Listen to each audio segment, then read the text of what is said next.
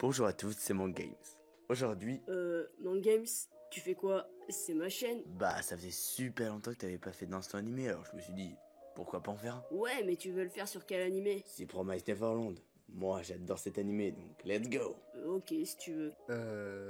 Vous ne m'aurez pas oublié par hasard? Ah, salut Enflink. Ça te dit de faire un instant animé sur TPN? Moi je veux bien. Cool. Bon bah, let's go. Manga écrit par Kaio Shirai et dessiné par Pozuka Demisu, c'est Promise Neverland comporte à l'heure actuelle 11 tomes en France et une saison de 12 épisodes. La saison 2 devrait sortir vers le début de l'année 2020. TPN était édité par Shueisha au Japon et par Kazé en France. Le studio chargé d'animer The Promised Neverland fut Cloverworks, qui ont notamment animé Dying the Franxx, Persona 5 The Animation ou encore Fate Order. L'anime est pour thème aventure, dark fantasy, drame, science-fiction, surnaturel, thriller et a pour genre famille et monstres. En plus de l'anime et du manga, il y a aussi le roman La lettre à Norman que j'ai lu et qui est vraiment bien. Et nous attendons aussi une adaptation de TPN en film live pour la fin de l'année 2020. L'histoire se déroule en 2045, dans l'orphelinat de Gracefield House. Ici, on va suivre l'histoire d'Emma, Ray, Norman, ainsi que tous les autres enfants de l'orphelinat. Là-bas, tous les enfants vivent heureux, même si leur liberté peut être limitée et que des fois les règles soient un peu strictes. Malheureusement, un jour, Emma et Norman vont découvrir l'affreuse vérité qui se cachait derrière ces années de bonheur. Ensemble, ils vont tout faire pour pouvoir s'échapper avec tous les enfants de cet endroit sans éveiller les soupçons de leur mère. Maintenant, c'est à moi. Je vais vous présenter les 3 personnages clés de cet animé. D'abord, je vais vous présenter Norman. Il est né le 21 mars 2034, il a les yeux bleus, les cheveux blonds platine et fait 1m45. Il porte sur le cou le numéro de matricule 22194. Norman est calme, optimiste et gentil. Il est même prêt à se sacrifier pour protéger ce qu'il aime. Il est aussi l'enfant le plus intelligent de Gracefield House. Il est doublé par Maya Ushida.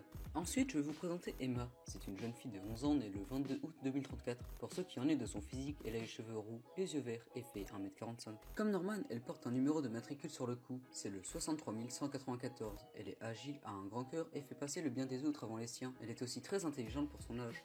Enfin, elle est doublée par Sumire Moroshi. Pour finir, je vais vous présenter Rei. Il est né le 15 janvier 2034. Le jeune garçon a les cheveux noirs, les yeux gris et mesure 1m50. Tout comme Norman et Emma, il est d'une très grande intelligence et porte sur son cou le numéro de matricule 81194. Rei est calme, rusé et manipulateur. Il est aussi très courageux. Il est plutôt réservé et reste souvent dans son coin. Il est doublé par Maria Issei. Je tiens à dire que ce que l'on va dire est totalement subjectif. Nous n'avons pas le même avis que vous. Tout d'abord, Mangames donnera son avis, qui sera plus centré sur l'anime. Ensuite, je donnerai à mon tour mon avis, qui sera plus centré, lui, sur le manga. Et enfin, Enfeeling donnera son avis sur l'anime ainsi que le manga. Tout d'abord, j'adore les personnages.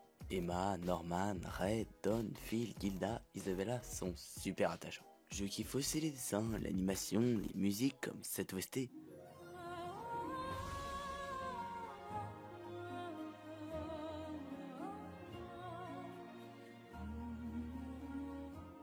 Ou cet opening, qui sont juste magnifiques.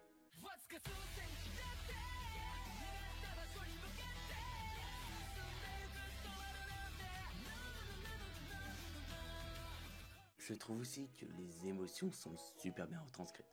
Par exemple, dans cet extrait, on ressent la détresse d'Emma. On est mal pour elle et on a envie de l'aider.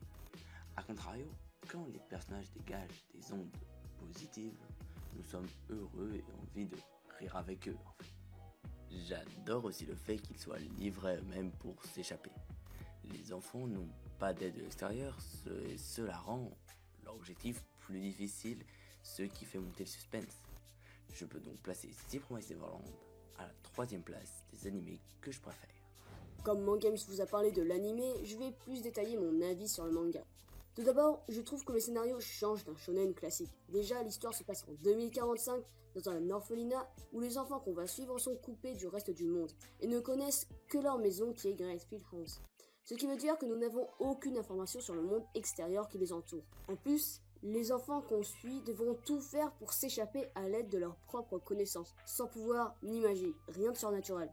On découvre l'histoire au même rythme que les personnages. Ce que je veux dire, c'est que l'auteur nous met au même niveau que les enfants pour qu'on découvre en même temps qu'eux ce qu'il va se passer.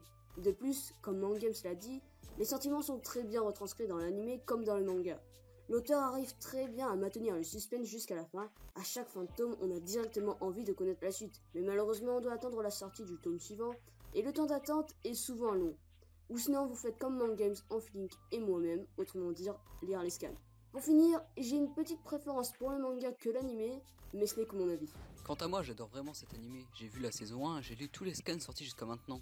J'aime vraiment bien les personnages, surtout Norman qui est mon préféré. Quant au manga, le scénario est super bien fait, les dessins sont vraiment beaux et l'auteur réussit à vraiment bien faire ressortir les émotions de ses personnages et à nous les communiquer comme vous l'a dit Mangames précédemment. Bref, j'adore ce manga, il est sous Zancatou dans le top 10 de mes mangas préférés. Pour conclure, je pense qu'on peut vous affirmer à nous trois que ce manga comme cet animé en vaut grave le coup.